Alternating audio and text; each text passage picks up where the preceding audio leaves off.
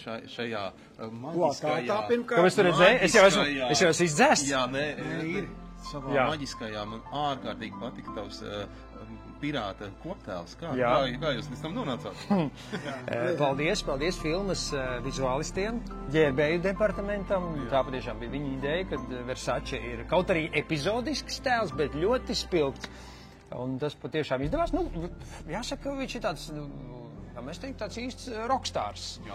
Kā žagatiņi, viņš ļoti iet uz spīdīgām lietām. Bet ļoti modīgs pirāts, es teikšu. Modīgs, jā. Jo pirātam jau, man liekas, jābūt mazliet, viņam pirmkārt jāsmaržo mazliet pēc ruma. Viņam mazliet jābūt nešpatnam un mazliet netīram, bet te jūs esat vienkārši spožu. Versace pieskata sevi, jā, viņš kop sevi. Tas ir tavs, skapi pavēri un uzvilki to, kas bija, vai tas tomēr nāca no ģērbēja? Tas viss ir no filmas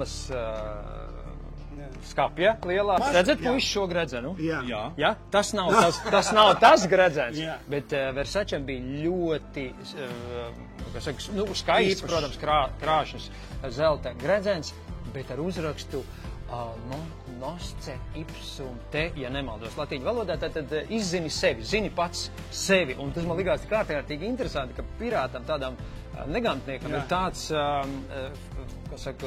ar filozofisku vēstījumu gredzens. Zinātkārs pirāts.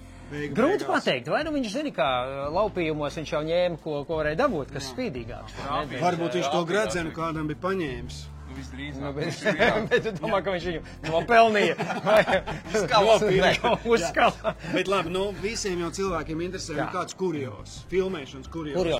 Man liekas tāds amizants gadījums tas, ka Versacem bija jābūt blondam, jā? Jā. To mēs šajās matus čipsnās dažās redzam. Krāsojām, darbojāmies vēl veselu gadu, pēc tam es biju ar vieglām blondām čipsnām.